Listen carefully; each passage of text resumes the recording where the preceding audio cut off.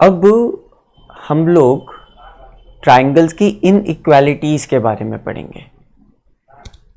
आप जानते हैं ट्राइंगल के 3 साइड्स होते हैं, वो तीनों साइड्स एक दूसरे से इक्वल हैं या नहीं हैं। ऑब्वियसली इक्विलेटरल ट्राइंगल के अलावा वो तीनों साइड्स एक दूसरे से इक्वल नहीं रहते हैं। तो उनमें से कौन सा ग्रेटर है, कौन सा स्मॉलर है? देखो, इनइक्वालिटीज इक्वलिटी में इन लग के बना है। इक्वलिटी मतलब इज इक्वल टू, इनइक्वलिटी मतलब या तो ग्रेटर देन या लेस देन, या ग्रेटर देन इक्वल टू या less than equal to, right? Excuse me. Equality मतलब आप हमेशा से डील करते हैं इक्वलिटी से, बट इनइक्वलिटी मतलब greater than, smaller than, greater than equal to या लेस देन इक्वल टू। तो ट्राइंगल्स की इनइक्वालिटी के बारे में बात करेंगे। 2 स्टेटमेंट्स हैं। फर्स्ट स्टेटमेंट रीड कीजिए। The angle opposite to the longer side of the triangle is larger. एक ट्राइंगल का वो एंगल जो बड़ी साइड के अपोजिट है, this seems to be the longer side, this seems to be the longer side या longest side. तो इसके अपोजिट वाला एंगल बड़ा होगा। कंपैरेटिवली बोल रहे हो तो अगर आप लिखो ए बी ग्रेटर देन ए सी, अगर ये गिवन है आपके पास, this implies the angle opposite to AB, that is angle C, would be greater than the angle opposite to AC, that is angle B. Okay, angle C would be greater than angle B if in the triangle AB is greater than AC. Simple सी बात है। और ये चीज second statement इसका vice versa है, इसको बाद में देख लेंगे। पहली चीज समझ में आई, सिंपल सा है। नेक्स्ट कॉन्सेप्ट पढ़ते हैं। The sum of any 2 sides of the triangle, किसी भी ट्राइंगल में 2 साइड्स का sum, the sum of any 2 sides of a triangle is greater than the third. अगर आप अपने ज्योमेट्रिकल सेंस से देखो तो A से B तक जाने का एक ही रास्ता है, और अगर मैं टर्न लेके A से B तक जाऊं, और अगर मैं टर्न लेके A से B तक जाऊं, A से एक पॉइंट तक गया और फिर यहां तक गया, तो A से C और C से B, इस तरह से A to B जाऊं C के through, I am going from A to B through C, तो AC plus CB, AC plus CB will obviously be greater than AB। इस चीज को मानते हैं? बहुत कॉमन ज्योमेट्रिकल सेंस है। अगर इसको फर्दर समझना है तो ये बात समझिए कि अगर मैं C पॉइंट को AB लाइन की तरफ बढ़ाते जाऊंगा, अगर मैं C पॉइंट को AB लाइन की तरफ बढ़ाते जाऊंगा, लेट्स से ये बनाया, तो A से C1 तक मैं जितना गया और C1 से B तक जितना गया वो थोड़ा कम हो गया। फर्दर अगर मैं इस पॉइंट को क्लोजर लाऊं, फर्दर अगर मैं इस पॉइंट को क्लोजर लाऊं, तो A से C2 plus C2 to B वो फर्दर कम हो गया देन दिस या देन दिस, मतलब मेरा डिस्टेंस रिड्यूस होते जा रहा है, और रिड्यूस होते होते वो मिनिमम कब हो जाएगा? जब ये C2 point exactly A B पे आ जाएगा, और जब ये तीनों लाइन सेगमेंट्स ट्राइंगल नहीं बनाएंगे। तो ऑब्वियसली किसी भी ट्राइंगल में कोई सी भी साइड हो, वो बाकी 2 के सम से हमेशा छोटी रहेगी। The sum of any 2 sides of a triangle is always greater than the third side. समझ में आया क्यों दोनों तरीके से? फोर्थ इसका कोरोलरी है, फोर्थ चीज इसकी कोरोलरी है। ओके, अब इस पे कुछ इलस्ट्रेशंस कर लेते हैं, इलस्ट्रेटिव एग्जांपल्स कर लेते हैं। इलस्ट्रेशंस में फर्स्ट हम 2 रैंडम इलस्ट्रेशंस देखेंगे, उसके बाद हम एनसीईआरटी की पूरी एक्सरसाइज सॉल्व करेंगे इसमें। चलिए, आपको दोनों स्टेटमेंट्स लिख लिए होंगे आपने, इनइक्वालिटीज के क्वेश्चन पढ़ते हैं। मैं पढ़ता हूं, आप सुनिएगा। Triangle ABC and triangle PBC are two isosceles triangle on the same base BC। एक बेस है BC, उस पे 2 आइसोसेलेस ट्राइंगल है ABC और PBC। और अब ये हो सकता है कि ABC ऊपर बने और PBC नीचे बने, या दोनों सेम साइड बने। अपन आगे पढ़ के समझते हैं कि किस साइड बन रहे हैं। Vertices A and P are on the same side. हाँ, ये लिखा हुआ है, vertices A and P, vertices A and P are on the same side of BC। क्योंकि वो दोनों सेम साइड पे हैं BC के, इसलिए हम कुछ इस तरह का आइसोसेलेस ट्राइंगल्स बना सकते हैं। ओके, इसको A ले लीजिए, इसको P ले लीजिए। A and P are joined, A और P को ज्वाइन करा, A and P are joined so that triangle ABP, triangle ABP ये वाला ट्राइंगल, और ट्राइंगल ACP मतलब ये वाला ट्राइंगल। समझ पा रहे हैं ना कौन सा ट्राइंगल की बात कर रहा हूं मैं? तो ये हास्ट पोर्शन हटा रहा हूं मैं। Triangle ABP and triangle ACP are congruent and AP bisects angle A of triangle ABC। ये क्वेश्चन इनइक्वालिटीज का नहीं है, ये क्वेश्चन तो कर चुके हैं ना अपन लोग। ये एनसीईआरटी का क्वेश्चन है, ये कर चुके हैं अपन लोग। अगला कोई सा देखते हैं, इनइक्वालिटीज का देखते हैं। इनइक्वालिटीज में हम लोग डायरेक्टली एक्सरसाइज 7.4 पे चलते हैं, डायरेक्टली 7.4 पे चलते हैं। This is exercise 7.4।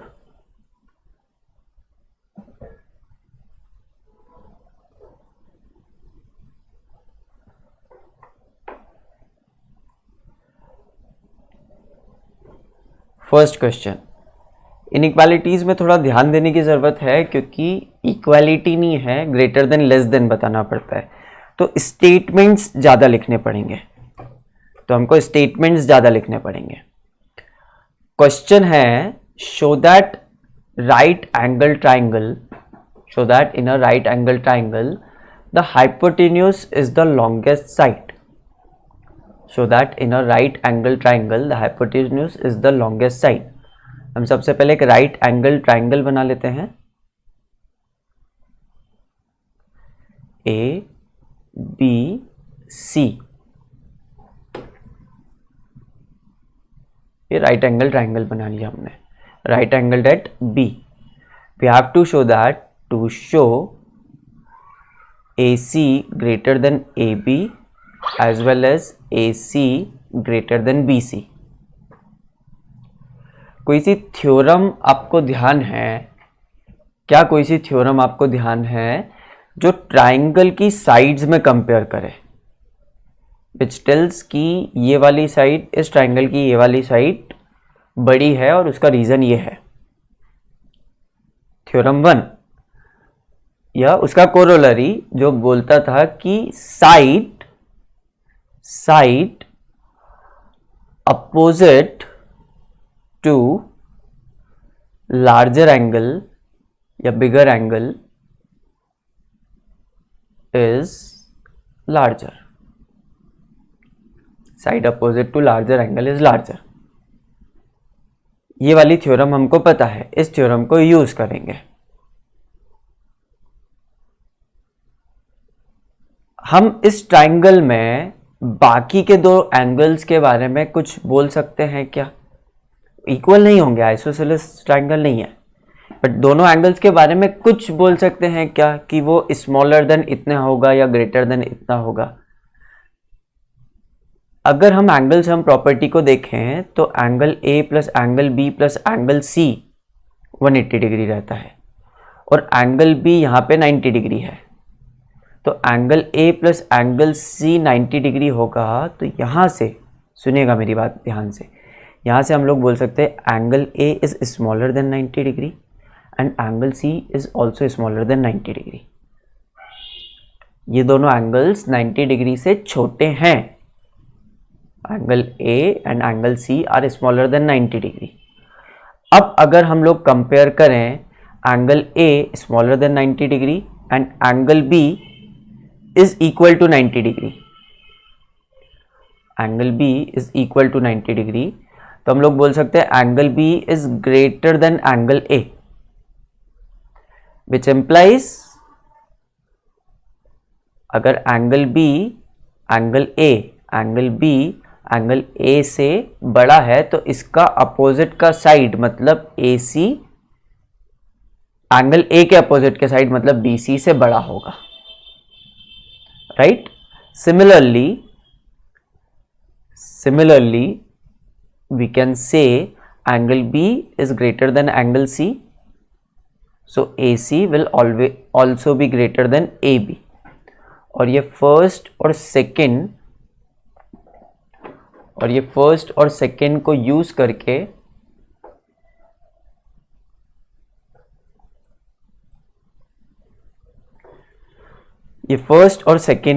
करके हम लोग बोल सकते हैं ये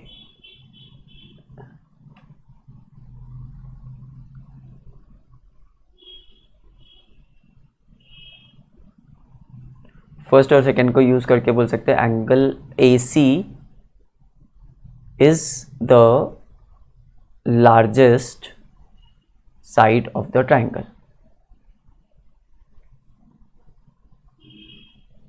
हाँ या ना? तो यहाँ पे स्टेटमेंट्स और लॉजिक्स का ज़्यादा यूज़ करना है, एल्जेब्रिक एक्सप्रेशंस का, ट्रांसपोजिंग का कम। चलिए सेकेंड क्वेश्चन देखते हैं।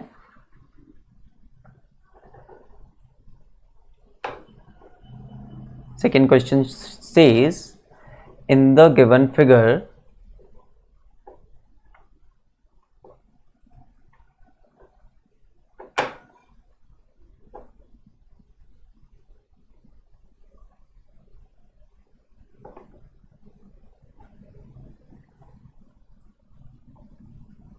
एक second,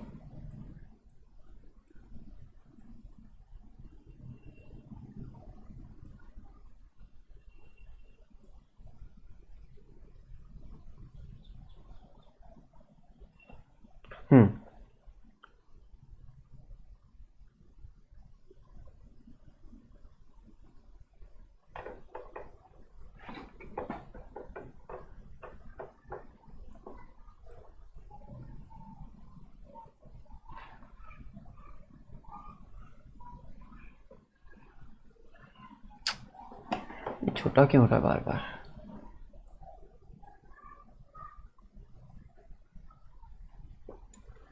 Second question says in the given figure side AB and AC of triangle ABC are extended to point P and Q respectively. Also angle PBC, this angle, and QCB this angle, इन दोनों के बीच में compare करा है। आप देख सकते हैं इस एंगल को स्मॉलर बोला है और इस एंगल को लार्जर बोला है। ध्यान से सुनिएगा, यहाँ पे इक्वल की बात नहीं है, ग्रेटर देन और लेस देन की बात है। तो हमको एक्सप्रेशन का तरीका, लिखने का तरीका, समझने का तरीका थोड़ा सा ऑल्टर करना पड़ेगा। In the given figure, side AB and side AC of triangle ABC are extended to points P and Q respectively. Also, angle this is smaller. Figure में देखिए, and this is larger. कौन सा छोटा है कौन सा बड़ा है वो दिख रहा है फिगर से. Okay, we have to show that this is larger and this is smaller. We have to show that AC is greater than AB.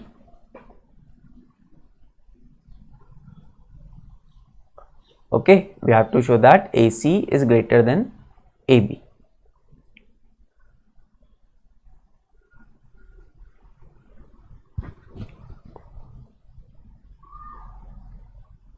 अब ये कैसे करेंगे?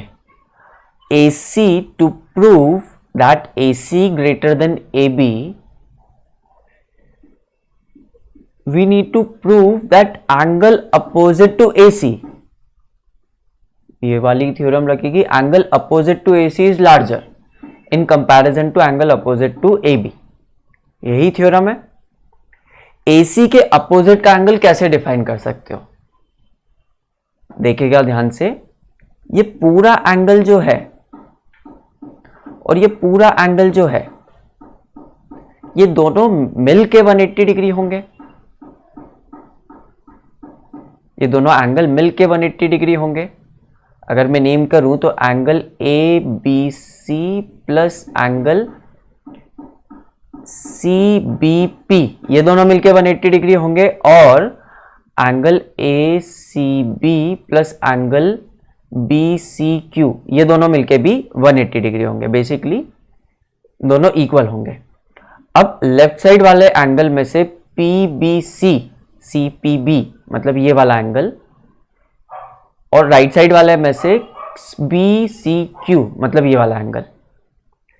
ये वाला एंगल स्मॉलर है, तो जब इसको मैं रिड्यूस करूंगा तो 180 में से कुछ पोर्शन निकलेगा. और ये वाला एंगल उससे लार्जर है, तो इसको रिड्यूस करूंगा तो 180 में से ज्यादा पोर्शन निकलेगा.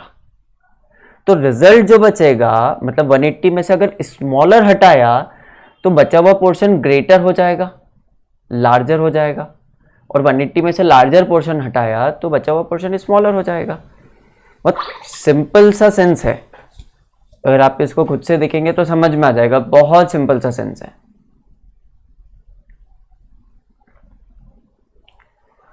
तो अगर ये वाला एंगल स्मॉलर है तो इसका लीनियर पेयर लार्जर होगा, और ये वाला एंगल लार्जर है तो इसका लीनियर पेयर स्मॉलर होगा. कंपैरेटिवली बात चल रही है. तो लार्जर एंगल की अपोजिट साइड ग्रेटर रहती है स्मॉलर एंगल से. तो AC ग्रेटर हो जाएगी AB से. AC ग्रेटर हो जाएगी AB से. समझ में आया?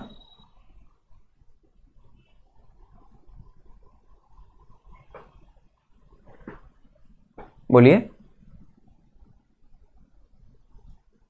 हेलो. Yes sir. चलिए नेक्स्ट क्वेश्चन करते हैं. In figure 7.49 angle B is smaller then angle A. ये स्मॉलर है, ये लार्जर है. Angle C is smaller then angle D, और ये कंपैरेटिवली है तो इसको मैं ब्लू से लिख देता हूं. ये स्मॉलर है, ये लार्जर है. Show that AD is smaller then BC. I will give you 2 minutes. Solve करके बताइए.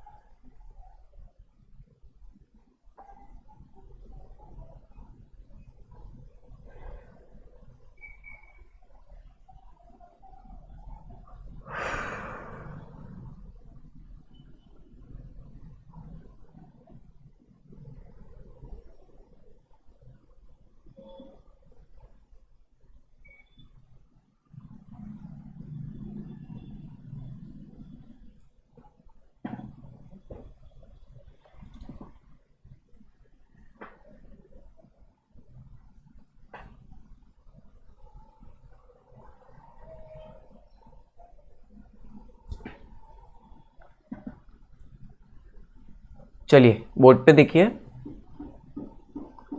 सब बच्चे बोर्ड पे देखिए। इन फिगर दो ट्राइंगल्स बन रहे हैं और दो लाइंस के इंटरसेक्शन पे दो ट्राइंगल्स बन रहे हैं। वो दोनों ट्राइंगल्स में इंडिविजुअली, इस ट्राइंगल में आप बोल सकते हो ए ओ स्मॉलर देन बी ओ। इस ट्राइंगल में आप बोल सकते हो ए ओ स्मॉलर देन बी ओ, और इस ट्राइंगल में आप बोल सकते हो ओ डी स्मॉलर देन ओ सी, राइट। इन दोनों ट्राइंगल्स में रेस्पेक्टिवली ये चीज बोल सकते हो आप,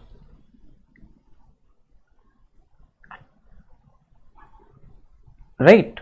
with the theorem side opposite to smaller angle is smaller. अब कुछ नहीं करना है, इन दोनों इक्वेशंस को ऐड कर लीजिए। ए ओ स्मॉलर देन बी ओ और ओ डी स्मॉलर देन ओ सी,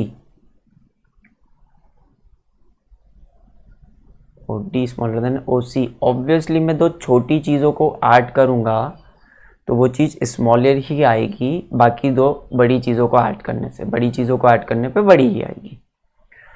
तो जो दो छोटी चीज़ों को ऐड करके लिख रहा हूँ वो आ जाएगा A D smaller than B C, और यही चीज़ पूछी थी, देख लीजिए इतना सिंपल सा था। कॉन्सेप्ट क्लिक करना चाहिए। चलें आगे।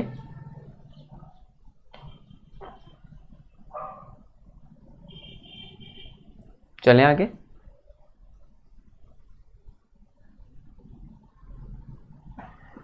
Question number 4।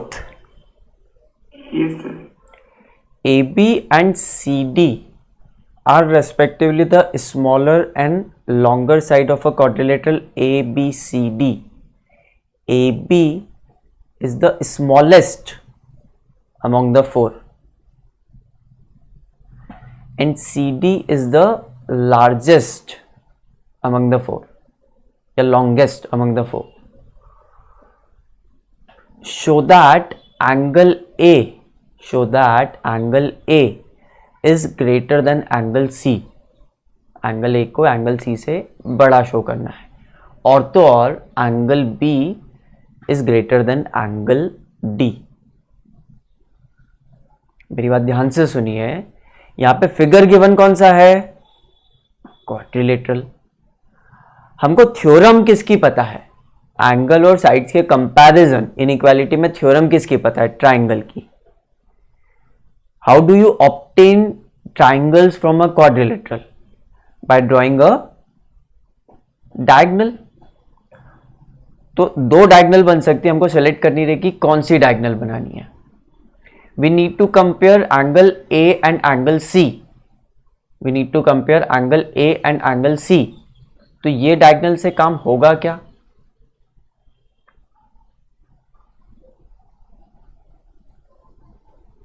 नहीं, इसको प्रूव करने के लिए ये डायगोनल से काम नहीं होगा, ये डायगोनल ड्रॉ करनी पड़ेगी। तब एंगल ए का पूरा तो तब भी नहीं आएगा एंगल है। पिछली जो डायगोनल ड्रॉ की थी उसमें एंगल ए और एंगल सी तो दूसरे दो अलग अलग ट्राइंगल्स में आ रहे हैं, तो उसको कंपेयर कैसे करोगे?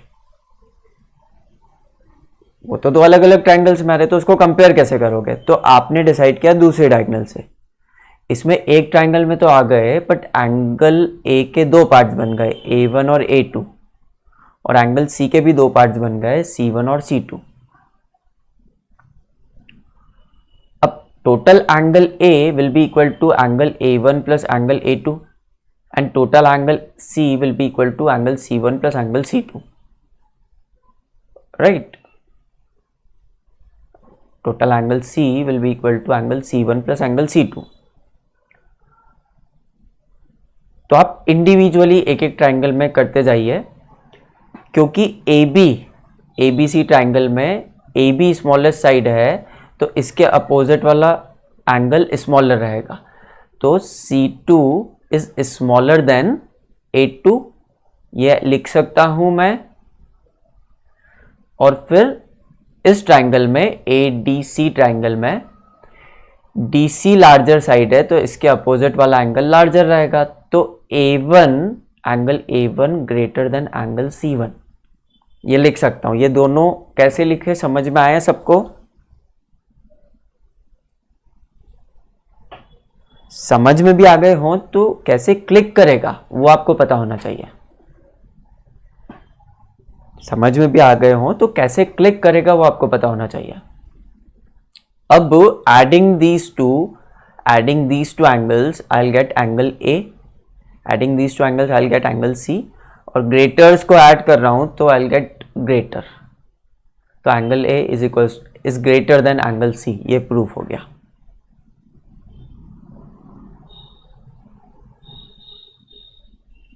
समझ में आया?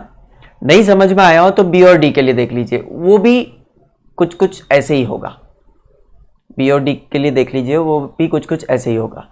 हमको दिया है कि ये स्मॉलेस्ट है और ये लार्जेस्ट साइड है। अब B और D के लिए करना है तो I will draw diagonal between point B and D, और आपको क्लिक करना चाहिए between point B and D क्यों ड्रॉ करूंगा मैं। अब जब खुद से सॉल्व करोगे ना तो ये प्रॉब्लम आएगा कि if I need to prove the inequality between these two angles तो मैं डायगोनल कौन सा ड्रॉ करूं। Here we can draw two diagonals AC and BD, तो डायगोनल कैसे सिलेक्ट करूं मैं? तो आप हिट एंड ट्रायल से भी डायगोनल सिलेक्ट कर सकते हो। आप इस डायगोनल को ड्रॉ करके देख लो, B और D को कंपेयर कर पाओगे क्या?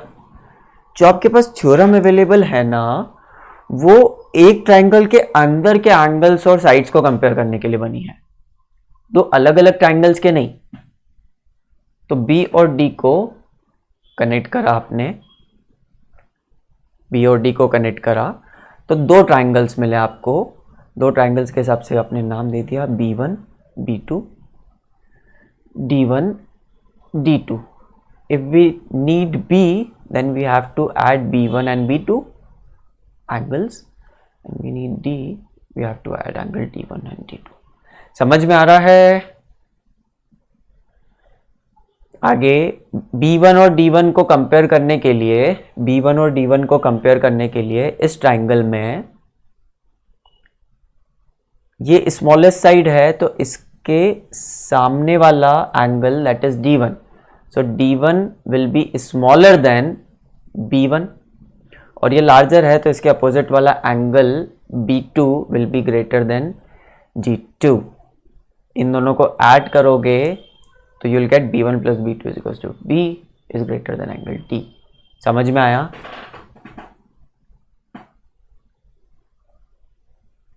समझ में आया? Please reply. Yes sir. सबको? देवाशीष,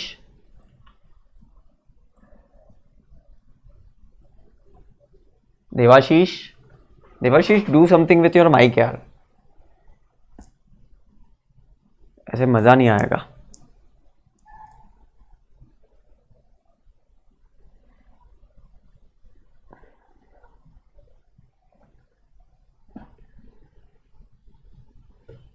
चलिए 5th क्वेश्चन 6th क्वेश्चन और आगे की एक्सरसाइज होमवर्क में करके रखेंगे, फिर अगली क्लास में इसको डिस्कस करते हैं। ओके